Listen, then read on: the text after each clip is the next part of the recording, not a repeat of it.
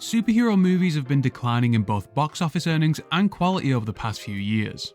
Yeah, we've had a couple good ones, but we've also had the movie equivalent of the slop they put in pig troughs. I no longer go by the name Astrid. I'm now known as Axel. He's a singer from a popular band I heard on Earth. Gina! Astrid? It made me go back and revisit some of the superhero movies I grew up with. Spider-Man 2 is still iconic, Fantastic Four is a guilty pleasure of mine, and Hulk is a different story. But the early 2000s were a different time. These movies were still finding their feet. If you said I am Groot, people would think you were having a stroke. And every movie had to have a licensed video game tie-in. And what a treat we have today. The Hulk game released in North America on the 28th of May 2003 for the PS2, original Xbox, GameCube and Windows PC, with other regions getting the game about a month later. But the movie that this game is based on premiered in the US on June 17th, 2003. So that means that this is a game that is a continuation of a movie that came out after the game. After rewatching the movie, yeah, it's not good. But the game did extremely well, selling 2 million copies across all platforms. But at the time, the game received mixed reviews. So if this got average reviews when it released in 2003, I wonder how well it holds up today.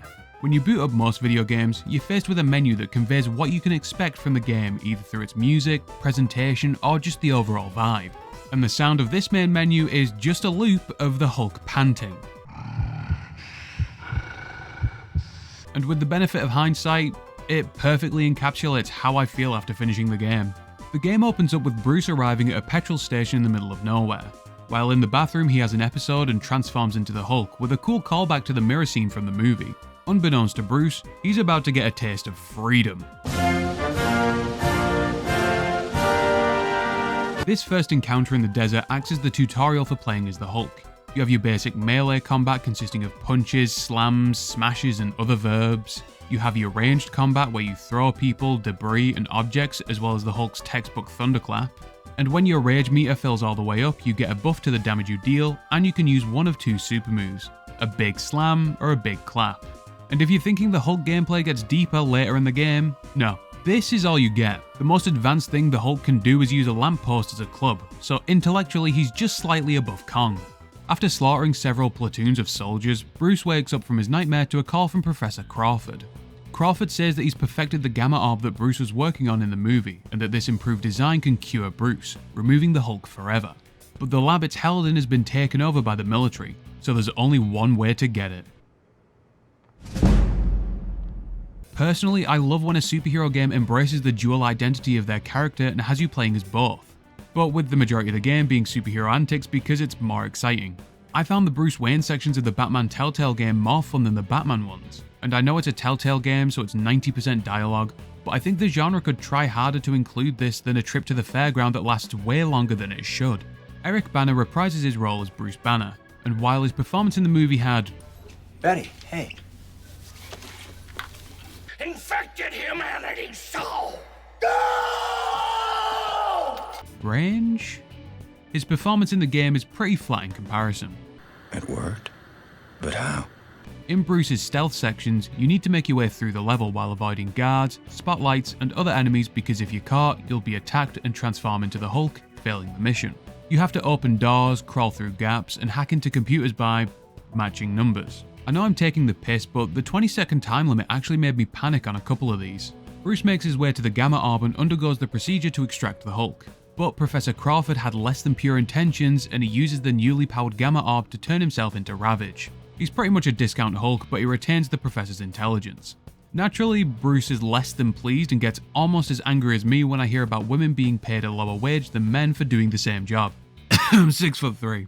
As the Hulk, we now pursue Ravage, following his trail of destruction and tearing our way through soldiers along the way. This eventually leads us into the sewers, where we face down some gamma-powered dogs who may look familiar to fans of the movie.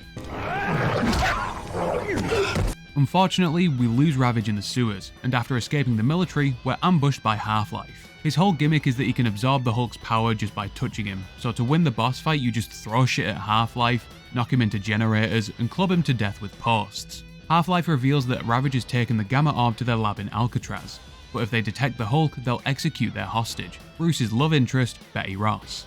We need stealth, and I know just the man for the job.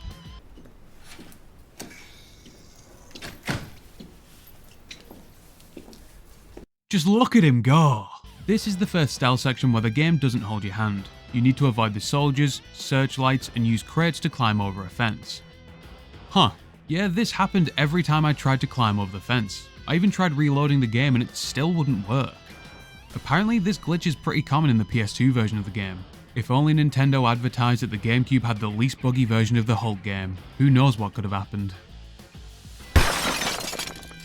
After spending a while trying to brute force my way through the glitch like the online forums told me to do, I ended up having to use the cheats menu to unlock all the game's levels so I could skip to the next one. Who knows what could have happened in the level that I missed? What did Bruce do? Turn into the Hulk? Alpha guards, we have an intruder on site. Holy shit. Our next goal is to smash our way through Alcatraz to reach Betty. We fight off soldiers, gamma-infused dogs, and machine gun turrets as we smash through walls, destroy generators, and go deeper into the prison. Now that we're further into the game, I think it's time to talk about my issues with the Hulk gameplay. In these levels, you're attacked by enemies that seem to spawn continuously until you leave the area that you're in. The game doesn't punish you for leaving enemies alone, and to progress, all you need to do is smash through walls and doors. It feels like the best strategy in the game is just to adopt the Joseph Joestar approach. I wouldn't actually mind if the game made me fight my way through all the enemies if the Hulk segments were actually fun to play through. The main thing I noticed playing through these levels is that Hulk just feels kind of weak. It takes the Hulk 3 hits to kill a basic soldier, and if that wasn't bad enough, the game introduces several enemy types that can stagger the Hulk or throw him around like a wet paper towel. You have soldiers with shields, soldiers with rocket launchers, the Gamma Dogs, these blue guys that can suplex you, the blue guys again but now they have guns, giant mech suits and tanks. Making the Hulk levels shouldn't be difficult, but the approach used here is just to make the enemies damage sponges that take forever to kill. It ruins the power fantasy of playing as the Hulk. You know, the guy who's meant to be the strongest there is. So the Hulk levels just evolve into punching through walls, trying to avoid enemies, failing because the Hulk runs like he shit himself, and being juggled by a swarm of enemies. And the one thing that makes all of this even more frustrating is the fact that the game has no kind of camera control. The camera's fixed for the entire game, with its angle only changing whenever you go into another section of a level. That means that on top of the absolute misery that the Hulk levels put you through, now you can be launched by off-screen missiles and enemies, making you spend even more time playing this game. The PS2 has a second analog stick. Radical, please use it, we're all getting worried. To summarise, playing as the Hulk isn't fun, the enemies are more annoying than challenging, and this game is the reason I started drinking again. Back in the story, we eventually find Betty being exposed to gamma rays by Madman, so we need to destroy the tube she's being held in before taking him on. The boss fight is just punch other big man until he falls down. It feels like you're just smashing two action figures together, except the enemy action figure has more abilities than the Hulk, like making earthquakes or throwing grenades. Hulk is able to dispatch Madman, but Betty needs medical attention after being exposed to the gamma rays. The Hulk takes her to the Gamma base for treatment, where he's knocked unconscious by the base's force field and captured by General Riker. Bruce wakes up strapped to a table in the Gamma base, unable to transform into the Hulk due to the sedatives the lab scientists have used on him. With Betty's help, he escapes and steals a guard's uniform. As Bruce, we need to make our way through the Gamma base to create an antidote so that we can transform into the Hulk and escape. To do this, we need to avoid soldiers and scientists on our way to do some serious science. We need to get the blue vial and the yellow vial and mix them together to create the fabled green vial. Honestly, this section wasn't too bad. I actually got pretty panicked when I was in a room full of people, but then I remembered it's a stealth section in a game from 2003. Just hug the wall opposite an enemy and they won't see you. After flushing the Gamma roofies out of his system, Bruce can become the Hulk again and tears his way through the Gamma base. They've upped their game with Hulk-sized suits of armor, but they're just another type of damage sponge to kill. In order to escape the island, we need to shut down the force field, and protecting the generator is the military's own anabolic specimen, Flux. The fight against Flux consists of him throwing grenades at you, recovering instantly, moving way faster than you, and sounding like a different kind of Hulk. You'll never leave this base alive, Banner. You can't get past the shield. They'll be trying to drink their own sweat to survive, brother. You need to break the force field generators around the room so that you can throw Flux into the main generator in the center of the room to deal more damage. After doing this enough, Flux gets a second health bar and can attack you immediately after a cutscene is finished. After screaming at a game from 2003 and reconsidering making a YouTube video about it, we defeat Flux and make our way back to Alcatraz to end this once and for all. This is pretty much the same as the last Alcatraz section, only this time there are more enemies available to swarm you. Isn't this fun? After making his way underground, the Hulk accidentally causes a section of the tunnels to collapse, knocking him unconscious and turning him back into... So now we need to crawl our way through the rubble caused by the Hulk's rampage and activate the subway. We need to weave through sleeping gamma dogs, avoid soldiers, and witness the average interaction between a toddler and a pit bull named Buttercup. What's Mr. 30 Vamps? Worldwide, back at it again and let you know. After activating the subway, the last thing we need to do is crawl back under some rubble and avoid the dogs again. But they're awake before you can make it through the opening. Like, what are you even meant to do? It's simple. Just roll and pray. It's actually that simple. The subway takes us to Ravage and the Leader, the main villain of the game who's only just shown up. It's finally time to take on Ravage, the man who started it all. The stage is set and... This fight is not fun. I have never once claimed to be in the top percentage of players of the Hulk 2003 movie tie-in video game, but Jesus Christ, the Ravage fight is actually so unfair. He's faster, does more damage, recovers faster, and is way more difficult to stagger. And after fighting tooth and nail to kill him once, he just gets another health bar, new moves that drop debris from the ceiling, and a pair of these blue fucks to back him up. At the end of Ravage's second phase, the ceiling collapses on both combatants, reducing them to their human forms. And that means we have to play as Bruce again.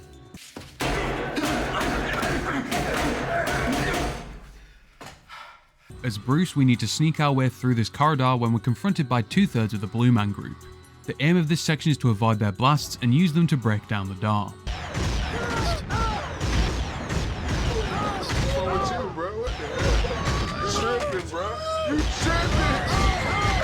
And after getting through the door on the first try, we're confronted by Madman and Half-Life.